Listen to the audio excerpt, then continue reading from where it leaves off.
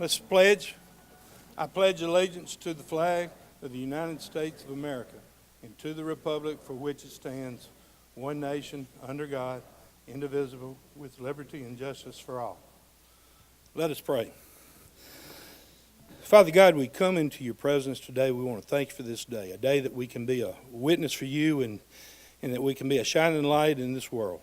And Lord, we ask you to be with the attendees here that are testing and that are trying to get the knowledge to go back to run the systems and to increase their certification. We ask that you be with them, give them the calmness and the ability to pass the test. And Lord, for the ones that are coming for technical knowledge, and that we can come back and make our systems better.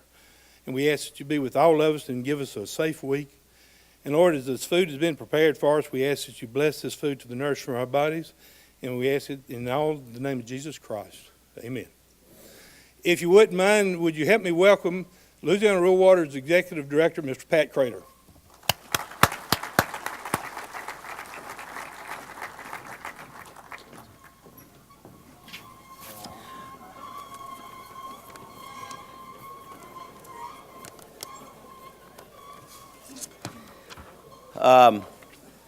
Good morning, everyone, and thank you again for attending our annual conference.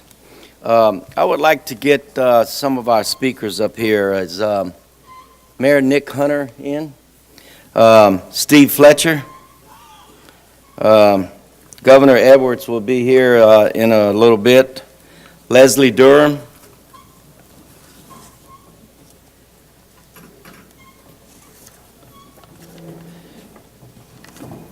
and Tony Matlock.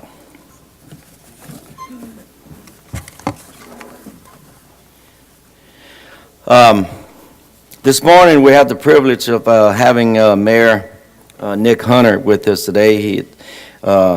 He is a lifelong resident of Lake Charles and a small business owner. He was elected to the Calcasieu Parish Police Jury in 2011 and was in his second term of serving the people of District 5 when he was elected to the office of Mayor of Lake Charles on April 29th. This is, I believe we're going on our fourth or fifth year here in Lake Charles. And I think because of the success that we've had here, and I think that for a little while we'll continue to come into, like we used to call it, Lake Charlietown. So would you please put your hands together for Mayor Nick Hunter, please.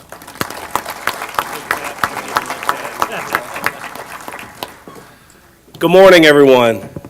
Welcome to Lake Charles. Been in office for about a year now, and I actually found the greatest challenge of my life. After I got elected to mayor, my wife and I had a son 10 months ago, and he's getting heavy. And every morning when I pick him up, apparently my wrist wasn't used to that. So I've been battling being a dad. That's probably been the greatest honor of my life recently, other than being a husband and a man of God, being a father certainly has been an honor. And being a mayor of Lake Charles has been one of the greatest honors of my life. And part of that is welcoming groups like you to Lake Charles. I'm a little biased. I think we have one of the greatest cities in the state of Louisiana. And we're so honored that this is now y'all's fourth or fifth year attending the conference here in Lake Charles. I can't take credit for the years before I came into office, but I certainly could have screwed it up the last year or so. So I'm honored that y'all chose to continue that trend. Welcome to Lake Charles. We're also very excited to welcome Governor Edwards in a few moments. Governor Edwards has been a great friend to local municipalities and local special services districts and Rural Water Association from my eyes. And so we are so honored to have him in Lake Charles as well. God bless. Enjoy your trip here in Lake Charles, and hopefully lots of wisdom will be bestowed on everyone. Thank you so much.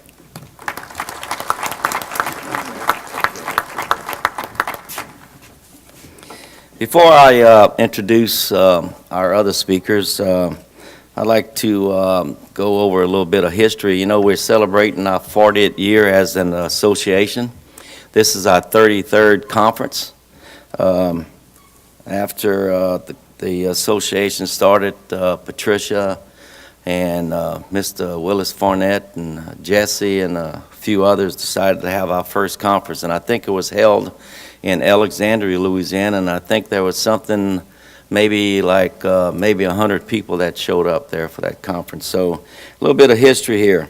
The National Rural Water Association was founded in 1976 in response to the Safe Drinking Water Act, passed in 1974. The NRWA was founded because many of the original standards were written for large metropolitan water utilities, and many smaller utilities did not have the resources to meet those standards. The Safe Drinking Water Act authorized the United States Environmental Protection Agency to set national health-based standards for drinking water to protect against both natural occurring and man-made contaminants that may be found in drinking water. NRWA's first meeting in Oklahoma City was attended by 8 states: Kansas, Missouri, North Dakota, South Dakota, Oklahoma, Indiana, and Texas. States quickly joined the organization, with Alabama, Arkansas, Iowa, and South Carolina in 1977. Louisiana, Minnesota, Mississippi, Nebraska, New Mexico, Oregon, and Tennessee joined in 1978. And Florida and Illinois and other states joined immediately after that in 1979, and the other states just came on board. The last state, which was Hawaii, joined in 2010. The NRWA and their state affiliates provides a range of programs to assist utilities in their governance, management, finance, and operations. Annually, over 100,000 personnel are trained, and over 100,000 types of on-site technical assistance are provided across the United States and Puerto Rico. The Circuit Rider program is a signature of NRWA, began in 1980 in 18 states. Circuit Riders are roving drinking water and wastewater experts that provided technical assistance to the utilities in their areas. This program provides another tool for small water systems that do not always have the experience, equipment, training, or personnel to deal with large or persistent problems. The NRWA, through the Rural Water Affiliates, is the nation's largest water and wastewater utility membership, with over 31,000 utilities as members. I give you this bit of history because without the vision of a few men in the utility business, we would not have been here today. The pioneers in Louisiana included Robert Lawrence from Rapides Parish, Skeeter Vickers from Olla in LaSalle Parish, and Wayne Fontenot from Kinder in Allen Parish, to name a few. These men took the initiative and set the meeting with the NRWA to get our first programs. Another person that was instrumental was Mr. Willis Farnett. He traveled the state along with Patricia and a few others to put on training sessions and increasing membership.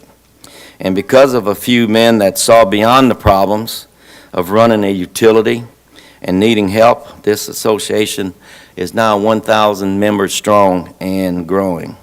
So let's give ourselves a hand, huh? And thank you for that.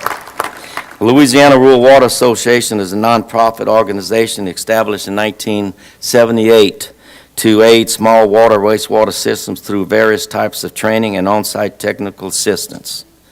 The LRWA assists utilities and utility personnel, such as mayors, councilmen, managers, operators, operator specialists, secretaries, and bookkeepers in understanding the rules and regulations of operating their utilities.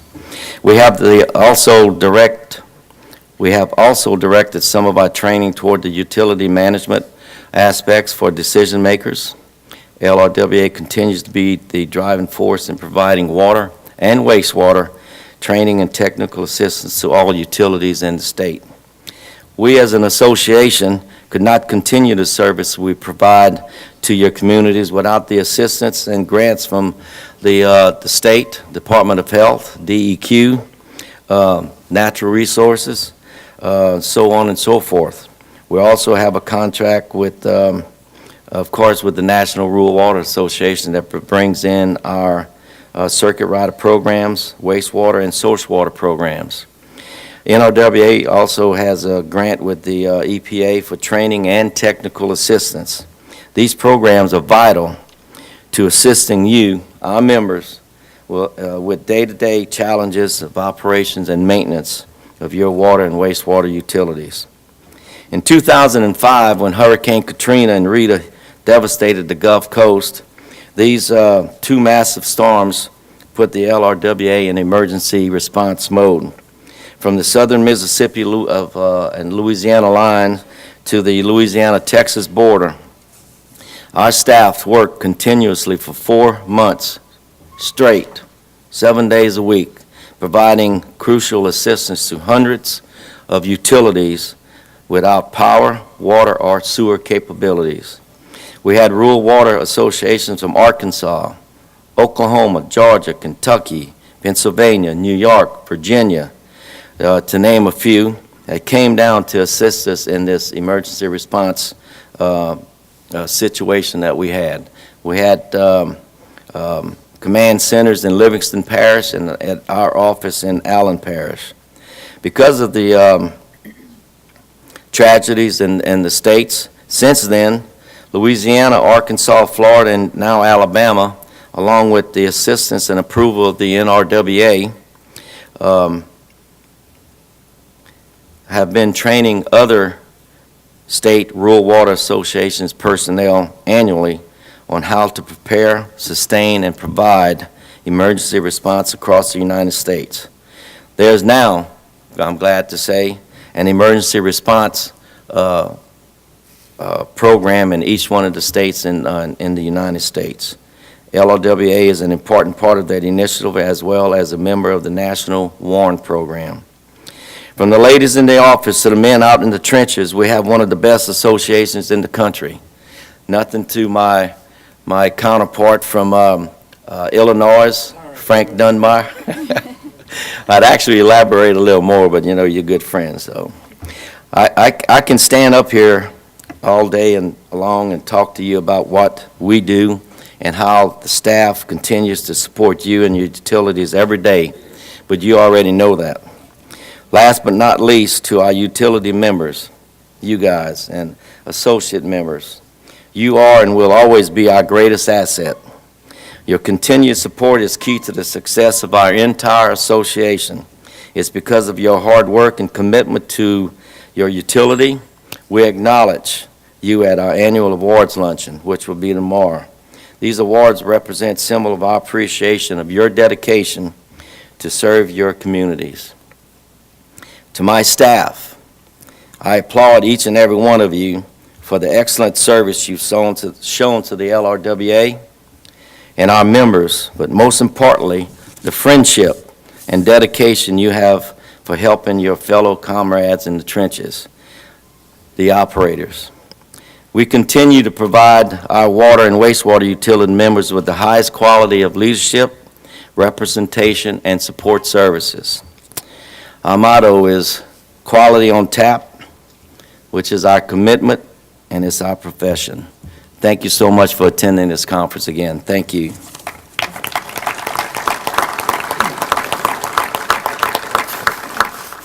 Our next speaker is Steve Fletcher. He has been the manager and operator for the Washington County Water Company in Illinois since 1981 and has been a member of the Illinois Rural Water Association since 1986. He was elected as the state director to the National Rural Water Association Board in 1999, was elected to the NRWA Executive Board in 2008, and elected president in 2016. Would you please put your hands together for our friend, the president of the National Rural Water Association, Mr. Steve Fletcher.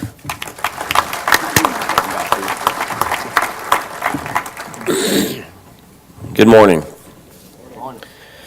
Thanks to Pat, Rusty, President Nash, Glenn Womack, your national director, and the entire board and staff for inviting me to be here. Congratulations on being 40 years old. That's quite an accomplishment. I'll tell you a little bit about myself. As Pat mentioned, I've been a manager-operator for a long time. Our system has grown from 700 customers to 5,600 customers. We buy all of our water, distribute it, add chlorine and ammonia to it. But I think, I don't know about Louisiana, but it's kind of unique in Illinois that all of our customers read their own water meters. We don't have to go out, and we do read them once a year just to catch the crooks, from trying to cheat us, but that's unique in Illinois. There's not too many systems that do that. Also, I've been a part-time policeman in Nashville, a town of about 3,200 people for 30 years, and I became chief deputy coroner about 6 years ago for the county of Washington. I like to think that I could shoot you, pronounce your death accidental, and then have you buried without anybody having any questions. I'd like to talk a little bit about some of the stuff that LRWA has been doing, and one of those things is the Senate has passed the Farm Bill with all of our provisions in place. The joint conference is the next step, and we feel that we'll be very successful in the Farm Bill. The Senate Labor Bill was also passed with $160 million for continued support for the apprenticeship program created in fiscal year 2016. We're evaluating the potential impact if this funding stays in the final bill. We would hope to receive some in support of our apprenticeship program.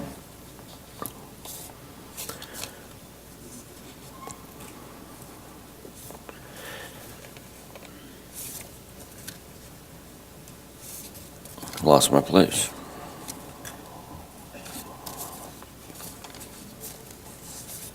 Excuse me just a second. You see the stationery that I've written this on, so it's my wife's stationery.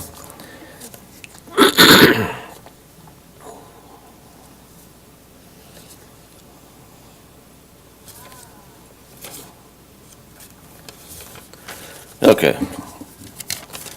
Talking about our successes in funding for this past year. As you know, last year and the year before, President Trump zeroed out the USDA funds with what we operate with. And due to the grassroots work that you all did, you were very successful in both years having the money restored. And this year, with astounding success, and just a few of those things, $500,000 for our revolving loan program. It's a grant from USDA. CoBank, and this isn't all government, this is also non-government, $250,000 from CoBank for the apprenticeship program, kind of seed money to get that started. $500,000 currently in the budget for emergency response from USDA. $2 million circuit rider funding for emergency response to be announced soon. $11 million to be allotted through a USDA competitive bid, and we expect to get a large amount out of this funding. And our affinity programs, as I'm sure you're aware of, we've got a revenue of $326,000 in the last 3 years. And the affinity programs come back to the states, so you get a major portion of that, and National gets a small portion of that. USDA Water and Wastewater Loan and Grant Program, I think, is this year's almost doubled in what they've been doing in the past few years. That allows many of you to go out and do projects and extend water lines, get safe drinking water to the people that need it out in the state, and also for wastewater systems also. We received more funding this year than we asked for in many categories. And that's because of each state going out, the state association staff, the members of the association, and our DC staff out in Washington that do a wonderful job making relationships and talking to people and talking to the elected officials. And we have very good standing in the Senate and the House because of that.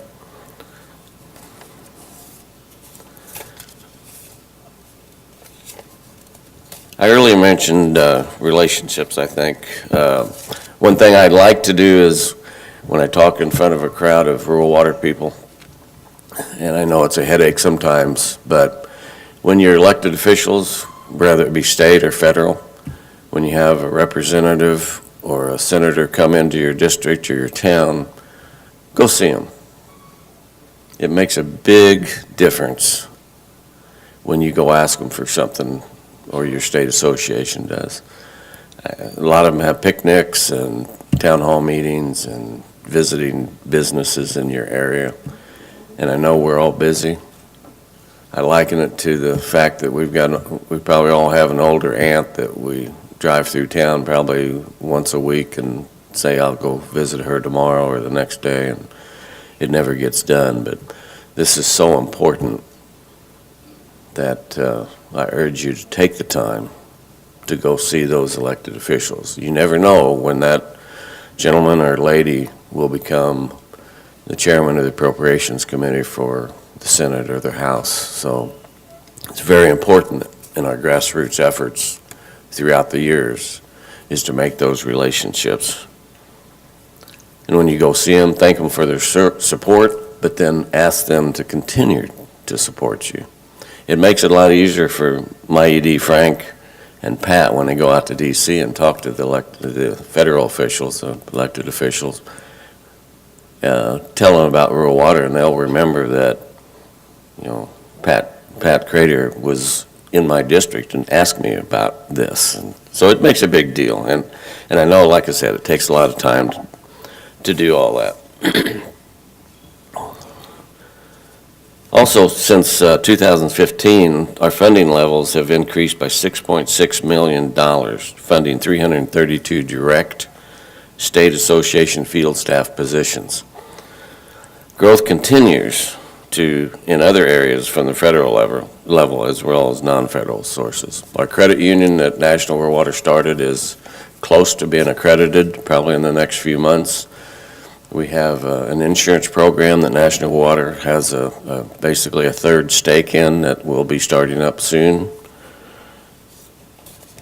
Our apprenticeship program is a great way to bring in new blood, younger people into the industry. The state association will have that information, and there's some funding available, subsidies for that employee, training for that employee, opportunity for a state association to give some of that training too.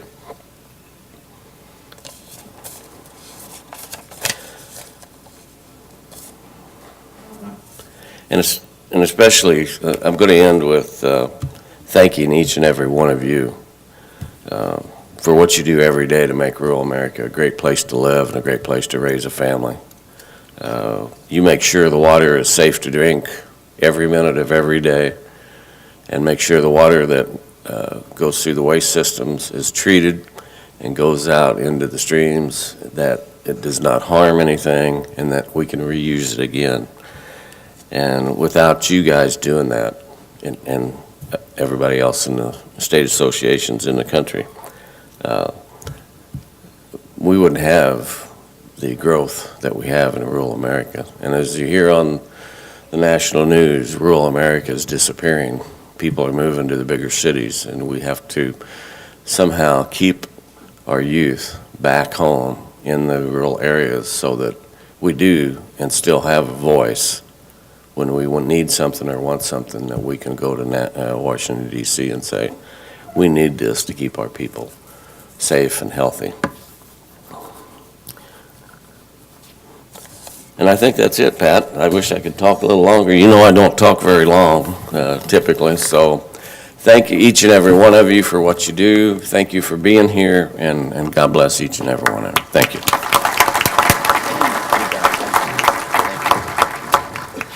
I just had a thought while I was sitting down there listening to Steve. How many of you in here today have been coming to this conference here for the last 30 years? Raise your hands. Last 20 years. Last 10 years. Good deal. All right, our next speaker is going to be Miss Leslie Durham. She is Governor John Bel Edwards' designee for the Delta Regional Authority.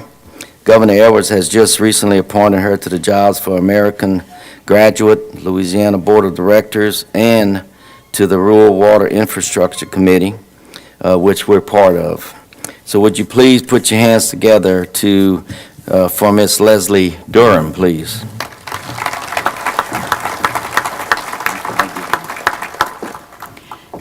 Pat, I want to thank you and your organization for doing a 30 years worth of this conference. Now, I don't know about y'all, but it's hard to get a group of folks on one subject to come in and have discussions and improve your department, your knowledge. It's hard to do that nowadays. People don't have enough time to focus on that, and you not only do it, of course you have to get certified, I understand that, but you all come. I mean, there's like 1,000 people, isn't that right, in this conference? That's very impressive. I work with economic development most of the time. You don't get that kind of crowd. You don't. So I commend you for your commitment to your jobs, your communities, because at the end of the day, you live where you work, correct? You live where you work. And that's not the same for some of these elected officials, some of your communities that have leaders that actually don't live where and drink the same water that you do, or don't, no pun intended, but you actually provide that service, and I want to commend you for it. But I am Leslie Durham. I represent the governor with the Delta Regional Authority. The Delta Regional Authority, if you don't know, is a federal organization that covers 8 states up and down the Mississippi River and Alabama. And yes, sir, it actually includes some of Illinois, too. But what we do is we fund economic development projects, workforce, healthcare, and in that realm is water. Sewer and water infrastructure. So that's a little bit why I'm here. We have a little bit of money, and we like to fund projects that provide economic development. So, and we also provide the opportunity to match funds. So when you hear Tony talking in a little bit, he's going to talk about some USDA money. You're going to have match money to work with him. Well, that's something that Delta Regional Authority can do. And when you have state funding, you need match money. That's also something that the Delta Regional Authority can do. So that's just a little bit about Delta Regional Authority. And if you have any questions, I'll be happy to answer. I'll be around today. The governor also, when he came into office in 2016, he had a little bottle of dirty water sitting on his desk. And he said, "What is that?" And I said, "Well, that's my water." It looked like mud, like orange mud. I'm sure you all know what iron and manganese looks like in the water. But that's my water. He said, "Well, where exactly is this?" And I said, "Well, St. Joseph, Louisiana. You might have heard of it." But we had been dealing with some pretty bad water for about 10 years. And he came into office and said, we got to help. We got to work with this. So in 6 months, he was able to get a fiscal administrator appointed to the town of St. Joseph. And at that point, we started being able to do things. So when this governor came into office, immediately started dealing with rural water issues. And he has not stopped. Once we started working with St. Joseph, we got to looking at our agencies, state and federal agencies, and how we're working together. Well, we weren't really working together very much. So we started the conversations. Then we had another issue came up. A little group didn't have water for about 3 weeks. So we started getting calls. We started reaching across the the state, reaching across the federal agencies, bringing people in, saying, how can we work with this community? How can we do this better? How can we do this faster? This is an emergency. So we started pulling our resources together, and we were able to make it work quickly and efficiently. Well, those are some words that you don't hear very often in government. Quickly and efficiently. But it was happening. So the governor said, look, we need to do this. We need to explore this some more. We need to put something together so we can be more effective, be more efficient. So he has put together state and federal partners, a group called the Rural Water Infrastructure Committee. And what we are tasked to do is to provide education or to promote education, to coordinate our efforts and our resources, to make better our failing infrastructure. According to Dr. Guidry with the Department of Health and Hospitals, we have about 1,300 water systems in the state of Louisiana. About half of them are failing. We don't have enough money to fix them. So we're going to put together some information. Well, we're already putting together some information trying to address the issues. We're trying to put together a list of who needs attention first, who needs the attention the most, and how can we support those that are doing well. This is not an easy task. State and federal partners working together, especially in this era, that's not something that you're going to hear about on a daily basis on the national level. But we're doing it here in Louisiana. We're working, and it is actually working. It's not actually happening the way we thought it would. We started out looking at communities. Well, when we started looking at communities and what they needed and got to having conversations about how to address them, we had to start looking at ourselves, our individual agencies. We actually are changing the policies of our agencies right now because of this organization and because of the needs of the communities that weren't being met, weren't even acknowledged before. So it's happening. And I want you to know that if it wasn't for Rural Water Association here in Louisiana, I don't think it would be happening. They have been the backbone of the organization. They're at every meeting. They are providing all types of information that is helping these communities that it just would not happen without them.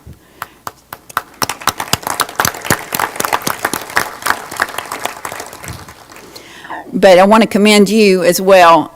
The operators here, one thing we are finding out is that we have an operator shortage. And to have operators come in and getting your education and going back to your communities and doing what you do. I've talked to some operators that actually are engineers without the background.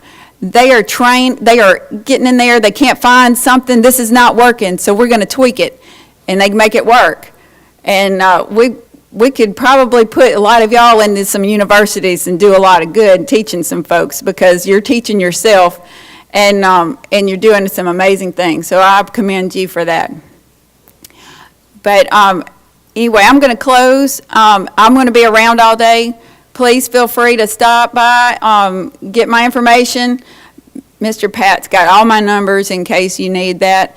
And I'm happy to be here, and I appreciate y'all's attendance and your time. Thank you.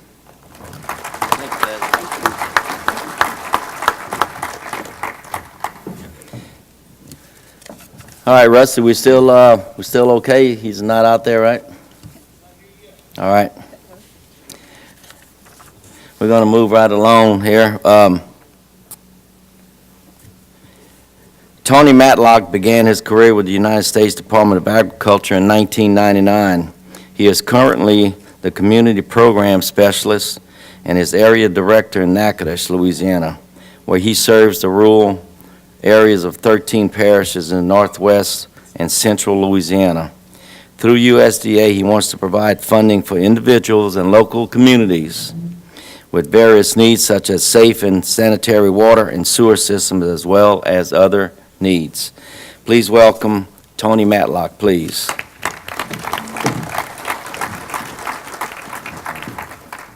Thank you, Pat. I just want to first bring you greetings from our State Director, Dr. Carrie Castile. She really wanted to be here at this conference, but they have a mandatory State Directors meeting this week in St. Louis, so that is where she is. We have a lot going on in D.C., and things are moving very fast, so it wasn't an option. But she said, please express to them how bad she wanted to be here and be with you and learn even more about what we all do in the water system. And the other thing I want to do is I want to thank LRWA for a couple of things. Number one, for allowing us to be here to speak to all of you guys. As our limited resources get more limited and more limited, it's harder and harder to get out and see you guys on a regular basis. So to be able to speak to almost 1,000 people at one place is invaluable to us, and to get to know you a little better. So I appreciate y'all for that. The other thing I want to do is thank them for what they do every day. And if you work with LRWA very often, you know that no matter what happens, anytime, day, night, weekends, holidays, they're there. They're out there to assist the water systems, rural water systems, in any way they possibly can. And there's many a times they're out there trying to find a leak that the water system hadn't been able to find a leak, and they can find it just like that. It's amazing. So I thank y'all for what y'all do every day for Louisiana and the rural water systems. What we do, many of you know us, I know a lot of you, but what USDA Rural Development is we're a funding leg of the federal government. We are a way to get your federal tax dollars back into your state to use for our water infrastructure and to keep us good, safe, sanitary, and quality water. And it's you guys that are the boots on the ground that are the only way we can do that. So we don't know what you need if you don't let us know. So we're one of the very few federal agencies now that are still have offices throughout the state. You can get in touch with us. We work with you hand in hand, one-on-one, to step you through the process to get you the funding you need, and as fast as we possibly can. A couple of things I've heard, rumors out there that are floating around. I just kind of want to clear up a couple of things. I'm hearing that we're requiring third-party management. We don't always do that, so don't let that scare you. The only way we do that is we suggest that when we see there's issues.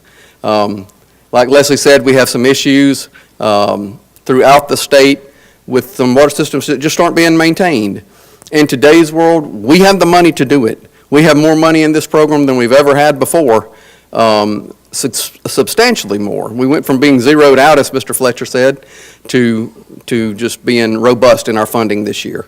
It doesn't take long to get a water project funded. Most of what we're funding this year came in this fiscal year or at the end of last fiscal year. So the way it used to take a while because you had a waiting list because we didn't have enough dollars to go around, that is a thing of the past. We have plenty of water this year, plenty of funding this year for water projects. And so get with your engineers, get with us to get what you need, because we don't want to end up at a point where you have brown water or you have or without water. And that's where a lot of people are headed if you don't maintain your system. What you need to be doing with your water systems is looking at your needs 5, 10, 15 years down the road and start planning.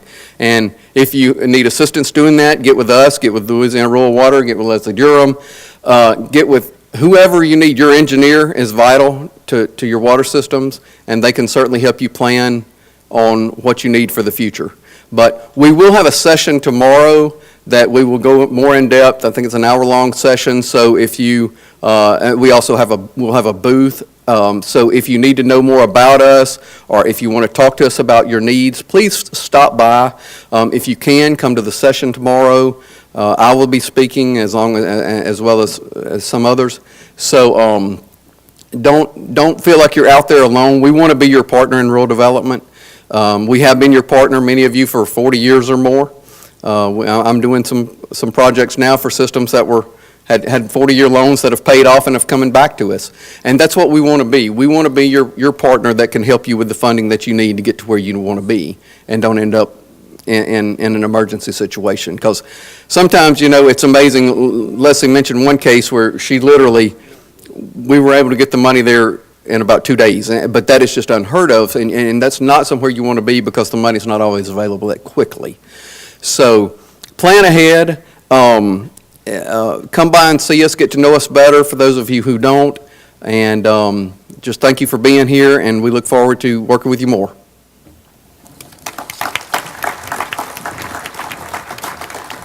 Thank you, Tony. We just got word that the governor's probably about 10 minutes away. Helicopter's going to land in a few minutes at Chenault, so that'll probably give him another 5 or 10 minutes before he gets here. So we ask you to hang tight.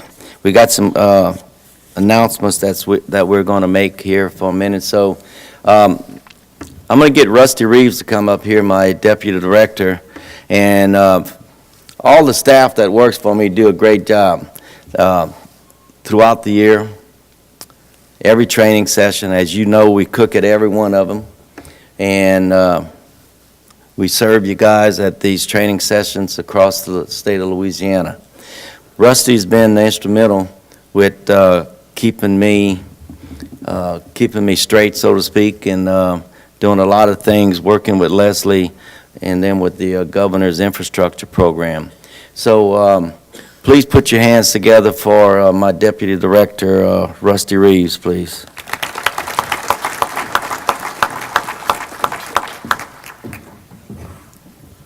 Thank you, Patrick. One thing I got to say, Patrick says I keep him straight.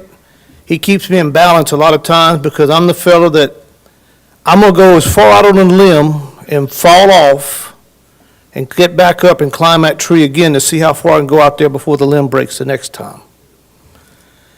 And sometimes in our efforts to help water systems, I got to go way, way out on that limb and look at him and say, do I turn back or do I keep going? Or I may call Jennifer Kilkin or Amanda and say, hey, this is where I'm at and I'm about to drown. What do I do next? Or maybe I'll call Leslie Durham and say, hey, I have drowned it. Somebody needs to call for the coroner to come. I just hope they don't call Steve to come because he's going to pronounce it accidental. But I said all that, folks, is to a lot of times when we're working with a water system and we asking questions, sometimes to help you the most, I got to really know what's the worst problem. Several years ago, I helped the water system get a generator, and the president of the board told me, he said, you asking me for every time I failed? I said, you right. Because I can't help you if you tell me every time you pass the test. But if you're in bad needs of something, it needs corrective actions, we need to know what to correct. How many of y'all believe y'all got to work outside the box to run a water system? Every day you step out the box. We talk about emergency response training. How many of y'all fix a water leak every Monday morning? Got 3 or 4. How many of y'all may fix it on Tuesday morning? How many of y'all fix one water leak a week on your water system? And how do you go about fixing that? There's protocols and procedures. Or do we go out there and look at it and say, well, I think that one will hold till next Monday. Ah, now I know where we're at. And what usually happens about Friday afternoon, 4:30? And who gets upset with you? Oh, you're going to say, oh, my customers, but who really gets upset with you? Because sometimes we didn't take care of our business during the time we should have been taking care of. We got to take care of it when we should be spending time with our families and doing other things. It takes a commitment. And y'all all are committed. There's times when people will tell me, well, I really don't want the health department to know what I'm doing. Folks, in today's world, they're going to find out. If your water's brown, it's going to be on Facebook on the Citizens for Better Water page, the first thing 10 seconds after it happened. And eventually somebody with the health department is going to see it, or somebody with the news media is going to pick it up. And then when they go to looking at it, they're going to find that it was several incidents of discolored water or smelly water. And the days of, oh, that's just old Rusty, he griped about everything,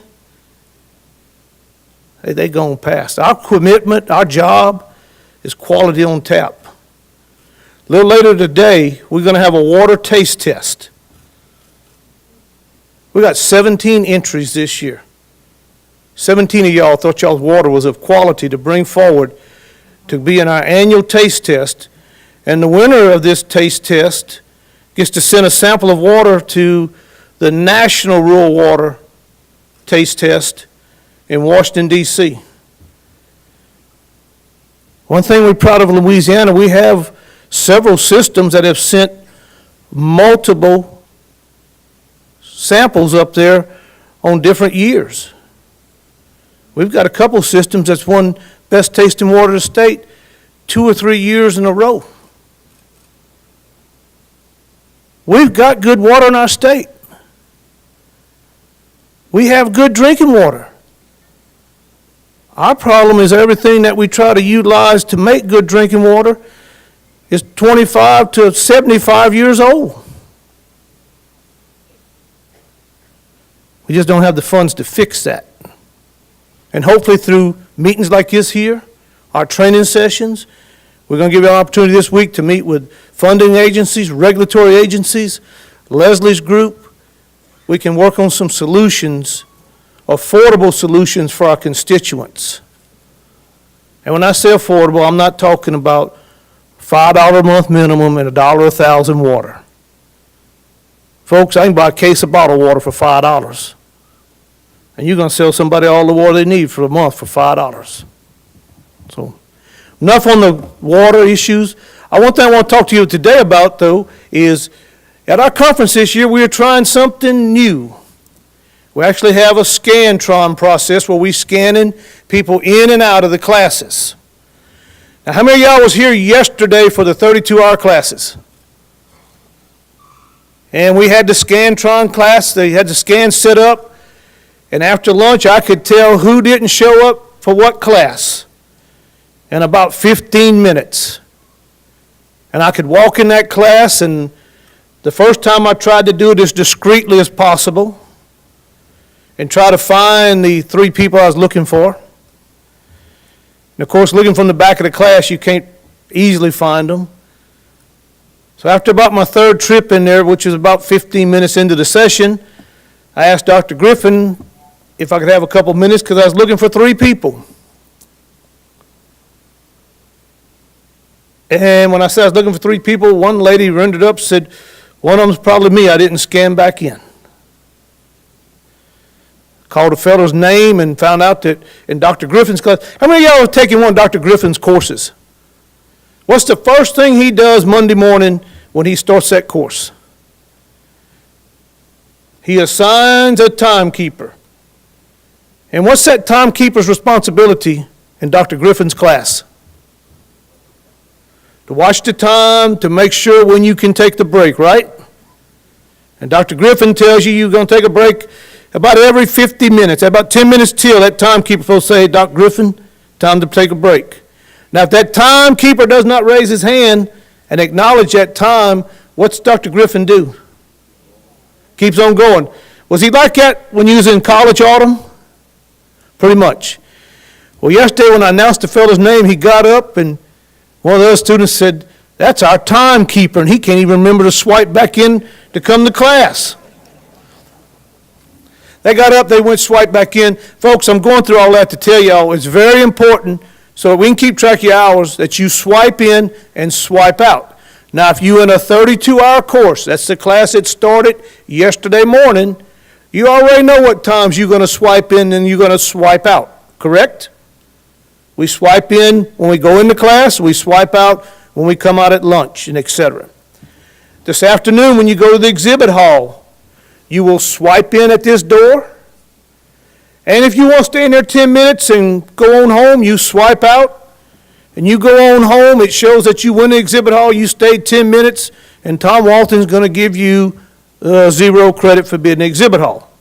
Now, if you stay in there 2 hours and swipe out, you're going to get 2 hours credit for those of y'all that are scheduled to be in there for 2 hours.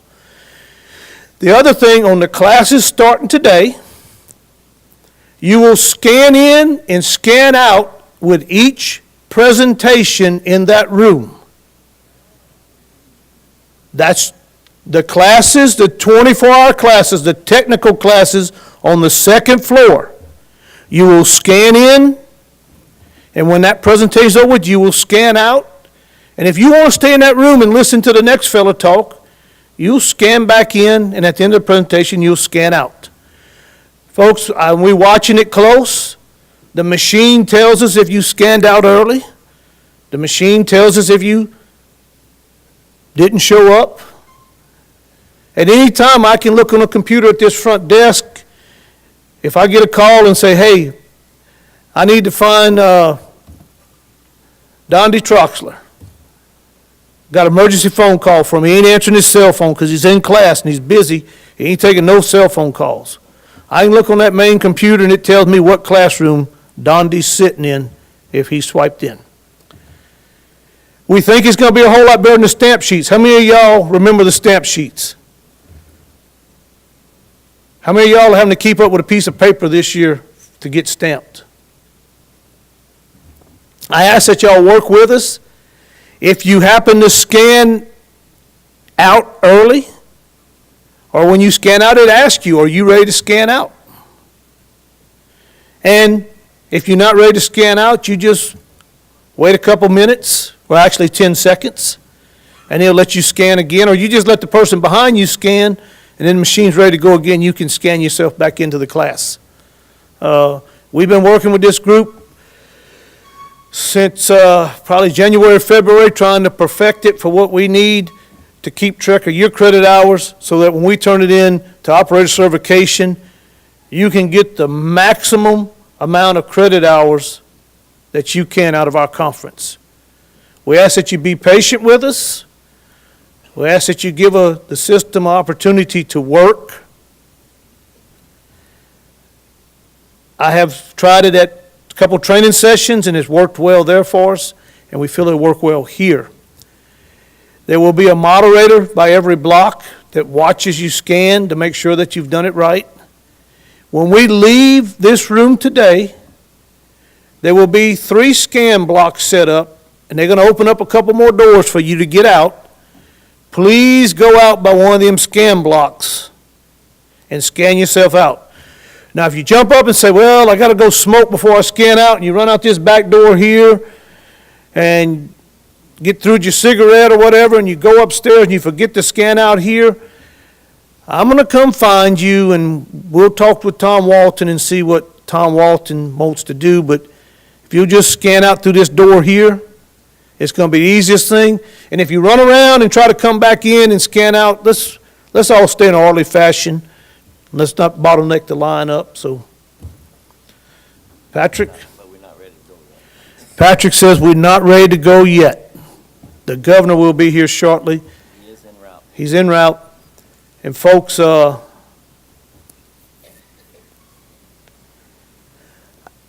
I got a few more minutes. I got to tell you a little funny story about Leslie Durham.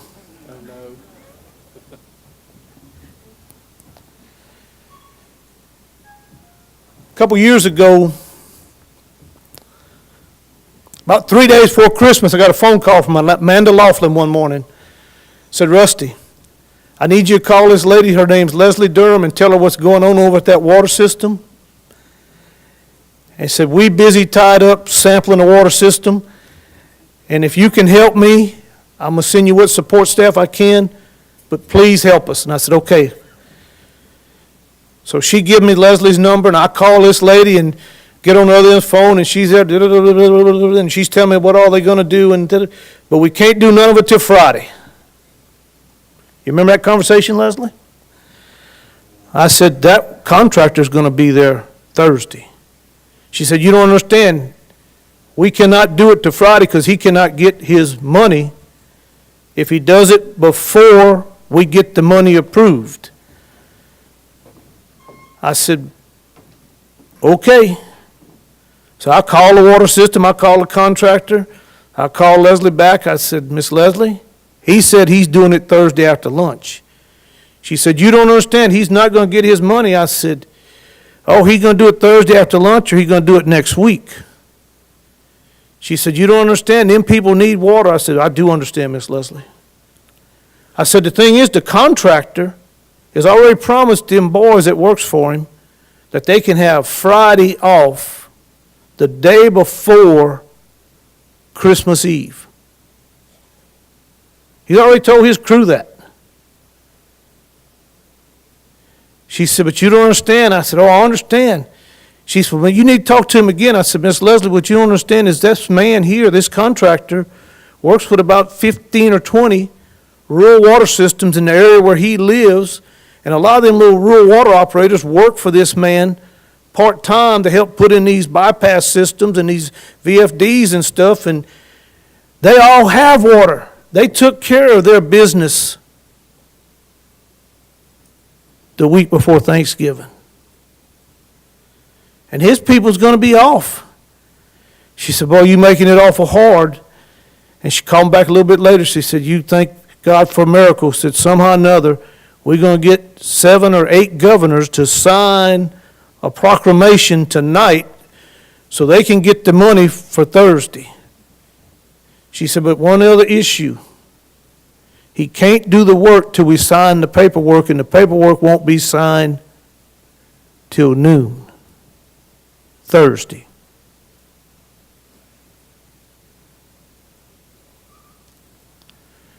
I got the paperwork signed noon Thursday, and about 15, 20 minutes later, and I wasn't there because I was tied up with something else, the trucks rounded the corner and went down there and fixed the problem. And them people in that little small community had water at every house that afternoon by about 6 o'clock.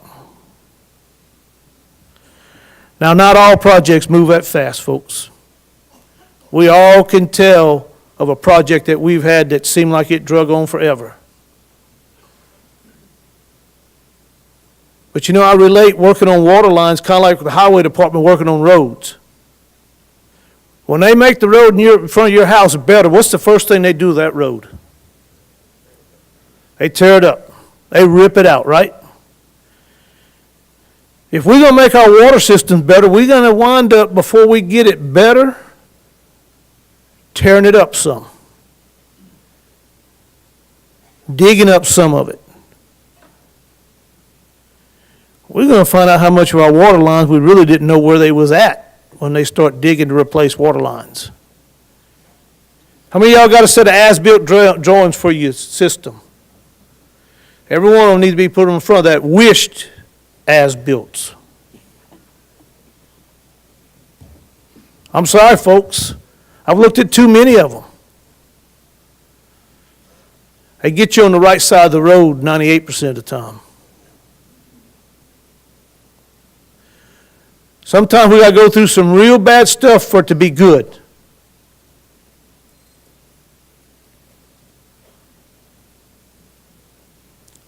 A lot of times we don't want to put up with the bad, so we'll just keep limping along what we had. It's better to have a little bit of headache than to have a whole bunch of headache. But in the long run, when we replace and rebuild our infrastructure, like Mr. Fletcher said, we preparing a place for our descendants to be able to stay, live there, make a living, make a community, raise a family. Just think if our ancestors wouldn't have tried. I think back to the little water system I'm on back home when they was first building it, 440 connections in 2 parishes just to get it funded. Today when somebody talks to me about a water system for 440 connections, I tell them, folks, y'all looking at a plan of failure.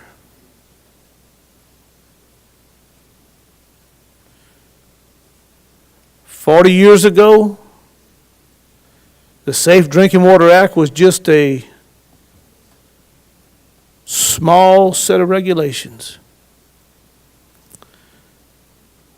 Most of our water systems was run by a part-time operator, made sure the wells run, the chlorine was good, and you was good to go. Today, it takes a full-time operator. It takes a fellow that's got a little bit of carpenter skills, a little bit of electrical skills, a whole bunch of plumbing, some backflow knowledge, public relations analyst, public representative. And it takes a partner, a spouse, to stand behind them and tell them, oh, you're doing a good job, or keep doing it. Because whether we know it or not, our spouses takes as much abuse in the water system business as we do. I think we all owe our spouses a round of applause because they stand behind us. If it wouldn't be for them, a lot of us would have quit a long time ago.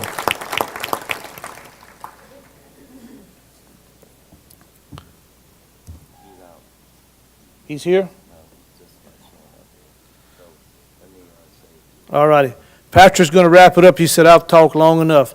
Oh, and don't forget, we got a birthday in the house, but I can't reveal it. Thank you, Rusty. Let's give Rusty a hand of applause here. I want to everyone say hello to Representative Johnny Gwynn. He's over there in the corner. Let's give him a hand, please. Just some things I'm going to talk about while we're waiting for him to get in here. We have water pack items for raffle.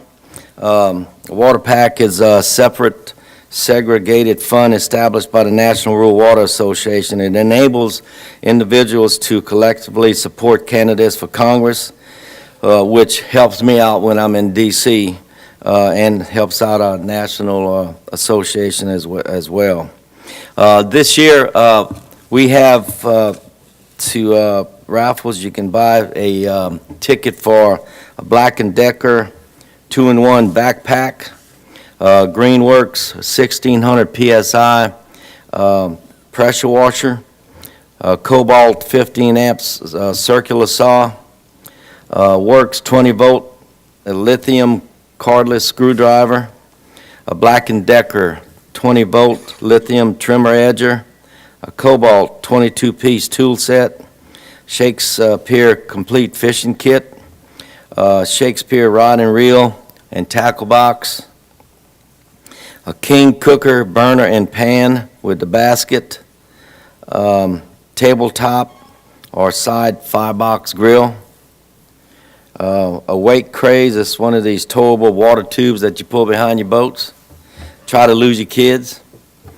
2 adult bikes, 1 child's bike. We have a lady's necklace, which is pretty nice, and a lady's watch. Mike Gonzalez, that you all know Mike Gonzalez, he worked for us for many years. He built his Purple Martin houses. We have a 12-room, an 8-room, and a 6-room Purple Martin houses that we'll be giving away as well. And we were able to get another signed LSU football from Coach O. We do have it in a football container.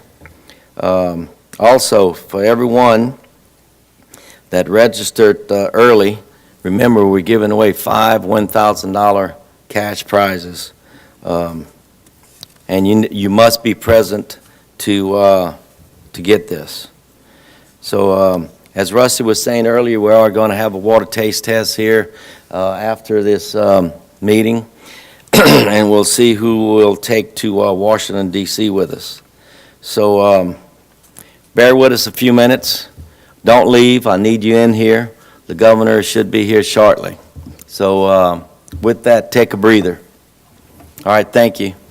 Don't leave. Please don't leave. If y'all want to, y'all can stay up here and do that's up to you. He's here? All right, we're just told that the governor just drove up, so please don't leave. Take your seats. As soon as this is over with, then everyone will be able to get back to your classes.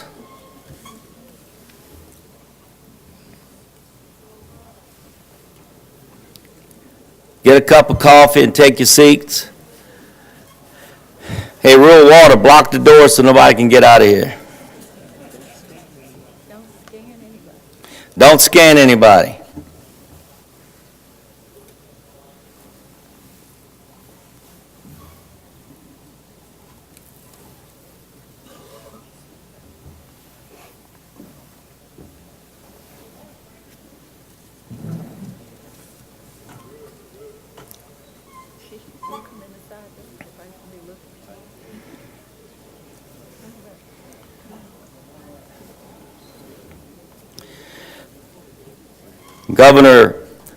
Governor John Bell Edwards graduated from the United States Military Academy at West Point in 1988.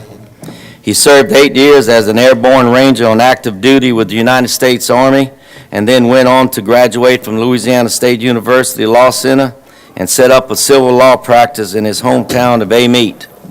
In 2008, he was elected to the Louisiana House of Representatives, where he served for 8 years, until the voters of Louisiana elected him governor in November 2015. And I think I can say very much so that the governor is a friend of Rural Water. He continues to help us out with our programs and helping you out in the field. So would you please put your hands together for the governor of the great state of Louisiana, John Bell Edwards. Thank you very much, Pat. Good morning. And thank you all for the opportunity to be with you today in Lake Charles, and it is a pleasure to get out of Baton Rouge. Isn't that right, Johnny and Mark? I just saw Johnny, Gwen, Mark, Stephen, Dwight, you're here. It's good to be out of Baton Rouge. It's also great to be with you all, the folks of the Louisiana Rural Water Association, and folks from all over the state of Louisiana. And I know many of you serve in different capacities, but you're here because you have a common interest, and that's to ensure that people all across Louisiana have access to good, clean, healthy drinking water, and also that we're properly taking care of our wastewater systems. So thank you for being here today. What you do really is critically important. I apologize for being just a few minutes late, but we had about a 25-mile-an-hour headwind on us this morning, and I thought the cars were coming faster down the interstate than we were flying, but we were able to get here safely, and I guess that's what matters most. You know, when you really think about it, there are three absolutely essential things to life: oxygen, nutrition, and water. And you all do so much to make sure that we have access all across our state to good, clean water. And I know that it's more difficult than you would like for that to be. But it is our responsibility to make sure that people have access, every single citizen across the state of Louisiana, regardless of where they live, regardless of the color of their skin, or how rich or poor they might be. Sometimes I think people take it for granted, and I think you see this every day. You assume that every time you flip that light switch, the lights are going to come on, and every time you open the spigot, the water's going to come out. When it does, it's going to be perfect. And they come to take it for granted because 99.99% of the time, that's exactly what happens. But we really shouldn't take it for granted, because you know how much work is required to make sure that that happens. In fact, one of the difficulties that we face today is we really don't have enough people who are going into the profession of taking care of these water systems. Our shortage of certified operators means that many of you are spread far more thin than you would like to be. And I know that that can be frustrating, especially when you factor on top of that the inadequate resources that we have in order to make sure that we're doing what we should do with our water systems. So I know that it can be frustrating. And there's not a single person in the room who wants anything to go bad on their watch. And yet your ability to perform your duties is too often limited, again, because of the resources that are made available to you. And the truth is, that's not just an issue in Louisiana. That's all over the country. All you got to do is turn on the news, pick up the newspaper, and you will see that. For far too long, we have underinvested in our infrastructure in this country of all types, whether it's ports, bridges, railroads, highways, and certainly it includes our water systems. And in fact, over half the water systems in our state are over 50 years old. And many small communities have not had adequate resources dedicated to properly maintaining those systems over time. And as a result, many systems across Louisiana, especially in our rural communities, are in distress. In the past, the problems were fixed by putting temporary Band-Aids on them instead of solving the underlying issue.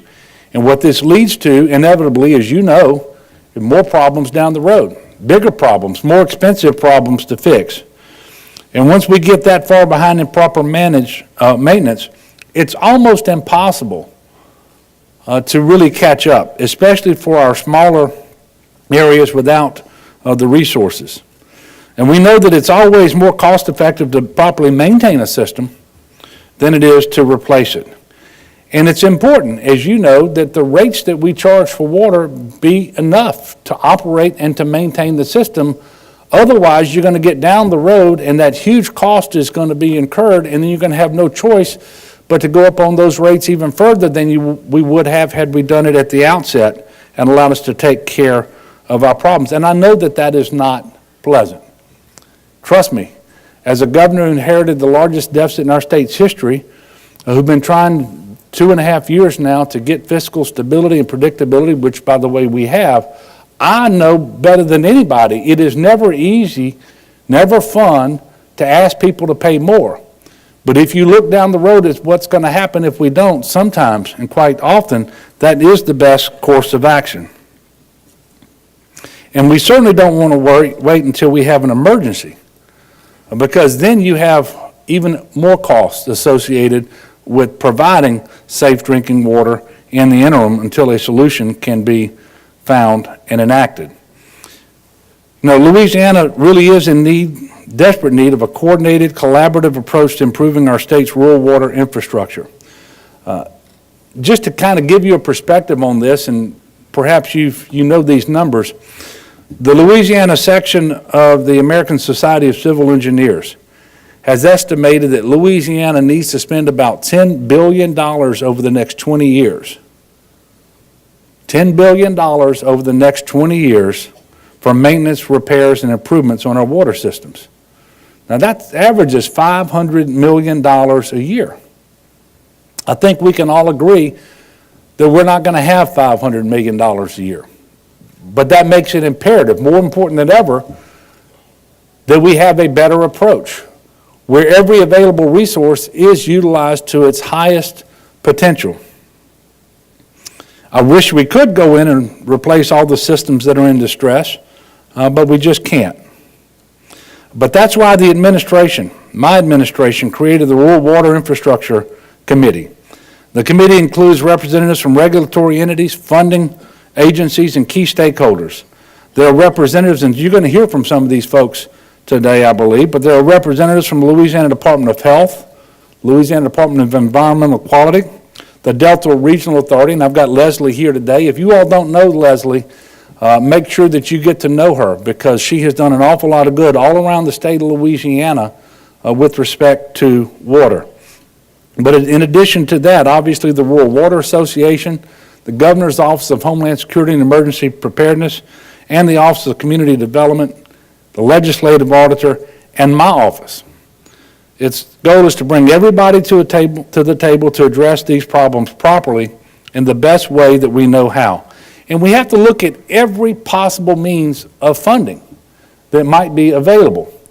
You know, if we do that, quite often we can make sure that there's more help available, whether it's appropriations, capital outlay, the Community Water Enrichment Fund, the Louisiana Governmental Assistance Program, LGAP, the Delta Regional Authority, as I mentioned before, revolving loans that may be available through LDH, loans and grants that may be available through USDA. We really have to work hard that we know everything that could be available. What is the best possible fit? What can we get to the quickest, and so that we can be more responsive across the state of Louisiana. And so the committee has been tasked with providing recommendations for funding sources, criteria for receiving funding, and providing local assistance, just to name a few of their objectives.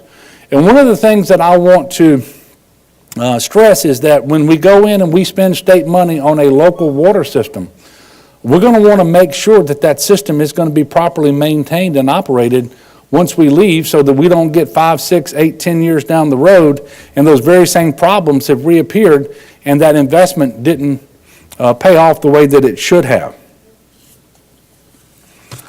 We want to help communities find real solutions, not just temporary Band-Aids, so that citizens all across our state can feel assured that their water is safe and reliable. And we want to help city and parish leaders get to the point where they can sustain their systems on their own without the need for state or federal help. And one of the ways we're going to do this is by incentivizing those leaders to have a reserve dedicated to maintaining their water system. Again, it's much cheaper to maintain a system than to replace one. And it certainly makes your job more efficient, which is another goal of this committee. We want to help operators be able to do their jobs.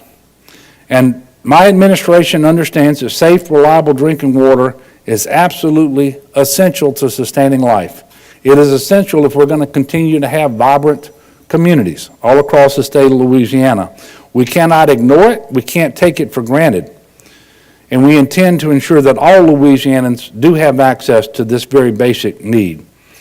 In addition to having everyone at the table and on the same page, I encourage you to continue to speak up. There's nobody who knows our needs better than you, because you're in the field every single day looking at these systems all across the state of Louisiana. You know what the problems are, whether they relate to maintenance or funding, neglect, whether it's just the age of a system. I suspect at some point systems get so old that you just simply cannot keep them in proper working order. Finally, I encourage you to continue working with your legislators. And I see Johnny Gwynn and Mark Abraham and Stephen Dwight here this morning, state representatives from Southwest Louisiana. I don't see any others. If you are, I apologize. But keep working with them in my administration, to make sure that we know what your issues are. And Pat, I want to thank you for your leadership. How many years now? 40 years of service. Only 40 years of service. Thank you so much for what you've been doing. I suspect there's not anybody in the state of Louisiana, and very few across the country, who know more about water systems and what they require than you do. And I appreciate all of your help and your partnership. So we should not kid ourselves. We have a long road ahead of us if we're going to bring the infrastructure up to the level of reliability that our citizens deserve. But I am absolutely optimistic that through this new unified approach of working together, we're going to make significant progress. In fact, we're already doing that.